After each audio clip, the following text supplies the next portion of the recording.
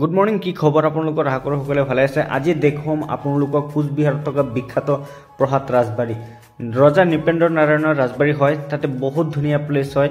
ভিডিঅ'টো মানে কি বহুত দিন আগতে শ্বুট কৰা হৈছিল, কিন্তু আপলোড হোৱা নাছিলোঁ, মানে বিভিন্ন কামত ব্যস্ত আছিলোঁ, তো সেইকাৰণে মানে কি আপলোড কৰা নাছিলোঁ। তো এতিয়া আমি কোচবিহাৰ মাৰ্কেট পালোঁ।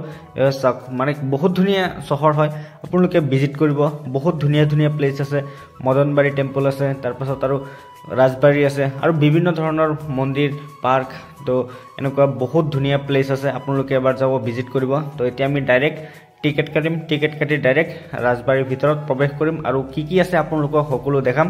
তাতে বিভিন্ন পুৰণা বস্তুবিলাক আছে, যেনেকুৱা যুদ্ধৰ সময়ত ব্যৱহাৰ কৰিছিলে তেনেকুৱা বস্তুবিলাক আছে। তো আৰু বিভিন্ন অস্ত্ৰ শস্ত্ৰ তেনেকুৱা বহুত কিবা কিবি আছে। আৰু আমি পাই গৈছোঁ গেট। তো এতিয়া মানে কি গেটত নামি তাৰপাছত টিকেটটো কাটি আমি ভিতৰলৈ সোমাই যাওঁ।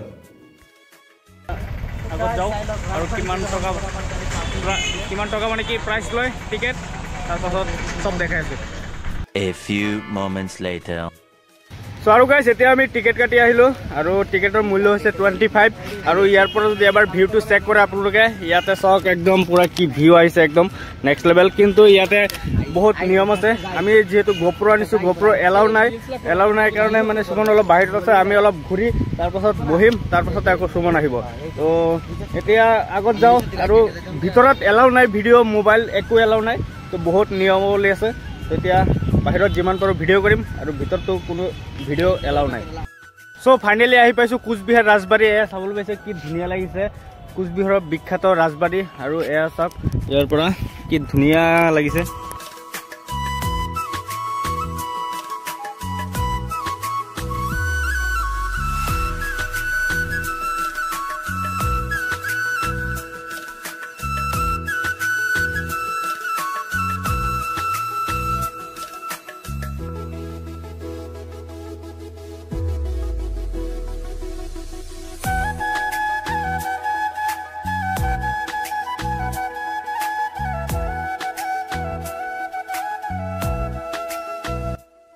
আৰু গাইজ, এইখন বাৰী হৈছে ৰজা নৃপেন্দ্ৰ নাৰায়ণৰ ফেমাছ বাৰী হয়, যাৰ নাম একমাত্ৰ ৰাজবাৰী।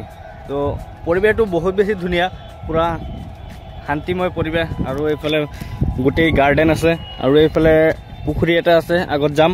আৰু গাৰ্ডেন চাওক কি ধুনীয়াকৈ সজাইছে।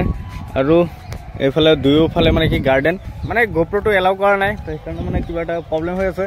মোবাইলত ভিডিঅ'টো কৰি আছোঁ, সেইকাৰণে মানে কোৱালিটি অলপ ভাল নাহিব পাৰে, কিন্তু হ'লেও কিবাকৈ মেনেজ কৰিব আপোনালোকে।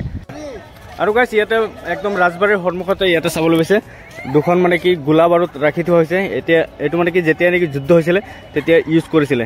A few moments later. চ' আৰু গাইজ, আমি ওপৰৰ পৰা আহিলোঁ চাই পেলাই। তো ওপৰত মানে কি ক'ম গাইজ, ইমান বস্তু আছে মানে ৰজাৰ দিনত, যিবিলাক নেকি বন্দুক, তাৰপিছত তৰোৱাল, তাৰপিছত আৰু বহুত কিবা কিবি মানে কি বস্তু দেখিলোঁ। আপোনালোকে ভিজিট কৰিব এবাৰ। মানে বাহিৰৰ পৰা চালে এনে গম পোৱা নাযায়, কিন্তু ভিতৰত গ'লে টোটেলি চেঞ্জ। ৰজাৰ দিনত যিবিলাক মানে কি বস্তু আছে চব মানে কি দেখা পাব। আৰু আমি সেইফালে যাম, এইটো ফ্ৰণ্ট আৰু এইটো আছে বেক চাইড, সেইফালে সোমাব লাগিব। তাত গৈ চাওঁ কি কি আছে, সকলো দেখাম আপোনালোকক।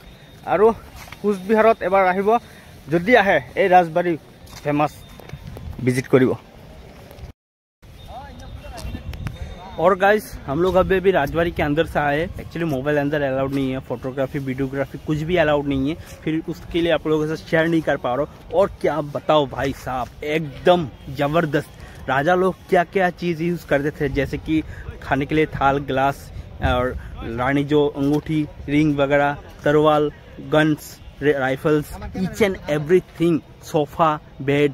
और राजा लोग जो भी मतलब शिकार वगैरह करता था, एक ऐसा था कि हाथी शिकार किया हुआ था राजा ने। उस हाथी का जो मतलब उसका जो क्या बोलते हैं, उसका हाथी का जो कंकाल है, हाथी का कंकाल भी यहाँ पर सजा के रखा दिया गया है म्यूजियम में। एकदम बहुत ही लाजवाब। अगर आप यहाँ पर नहीं आते हैं तो इसका जो रहस्य है, इस राजबाड़ी का जो रहस्य है, उसको पता नहीं चलेगा। अगर आप आते एकदम धमाकेदार, जो पहले के ज़माने के जो चीज़ हम लोग कहते हैं भारतीय है, लेकिन अगर भारत में क्या क्या था पहले की हिस्ट्री में, अगर वो आप नहीं जानते तो भारतीय बोलने का फ़ायदा ही क्या है। तो आप लोग आइए, कुछ बिहार आइए, यहाँ पर घूमिए, राजबाड़ी यहाँ पर एंट्री कीजिए, अंदर घूमिए। फ्राइडे को मत आना, फ्राइडे को अंदर एंट्री अलाउड नहीं होता मेंटेनेंस के लिए, तो आप लोग अंदर आइए। एकदम फ्राइडे छोड़कर किसी भी डेट को आप आ सकते, आराम से अंदर घूमिए। और जो हिस्ट्री है, हिस्ट्री पता चल जाएगा, कुछ बिहार का हिस्ट्री क्या है पता चल जाएगा। कुछ बिहार ऐसे ही कुछ बिहार नाम नहीं आया, कुछ राज का जो वंश है, कुछ वंश का यहाँ पर राजत्व चलता था। कुछ जो वंश है, नृपेंद्र नारायण जो राजा थे वो कुछ वंश के थे, और कुछ वंश का यहाँ पर राजत्व चलता था, जिस दौरान इस जगह का नाम कुछ बिहार दिया गया है। तो दोस्तों आप लोग जरूर आइएगा यहाँ पर, और राजबाड़ी के अंदर जरूर विजिट कीजिएगा, तो बहुत ही धमाकेदार चीज़ें आप लोगों को मालूम पड़ जाएगा। আৰু গাইজ বৰ্তমান আছোঁ আমি বেক চাইডে, তো বেক চাইডৰ পৰা ভিউটো এবাৰ চেক কৰিব পাৰে আপোনালোকে। চাওক কি ধুনীয়া লাগিছে। তো এতিয়া আমি যাম ডাইৰেক্ট সেই পুখুৰীৰ সন্মুখত, পুখুৰী মানে গাৰ্ডেনৰ পৰা ডাইৰেক্ট অলপ ঘূৰি ফুৰি তাৰপাছত ওলাই যাম।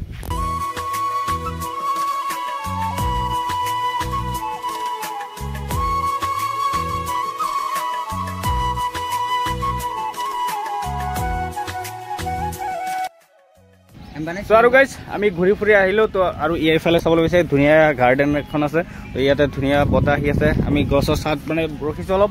তো এতিয়া আমি ওলাই যাম ডাইৰেক্ট আৰু এখন লোকেশ্যন। তো ক'ত যাম আমি? বাণেশ্বৰ টেম্পল নেকি? তো বাণেশ্বৰ মন্দিৰ, তো সেইটো আকৌ বহুত ধুনীয়া প্লেচ আছে। তো এতিয়া ডাইৰেক্ট কিবা খাই লৈ তাৰপাছত আৰু খাই লৈ ওলাই যাম মানে। তো এতিয়া ইয়াৰ ব্লগটো কেনেকুৱা পালে এবাৰ চাই লওক, ভিউটো চাই লওক আপোনালোকে। গাইস মোৰ চেনেলটো সাবস্ক্ৰাইব কৰি দিব। ঠিক আছে, লগ পাইছো নেক্সট এটা লোকেশ্যন, নেক্সট এটা ভিডিঅ'ৰ সৈতে। চলো টাটা, বাই বাই।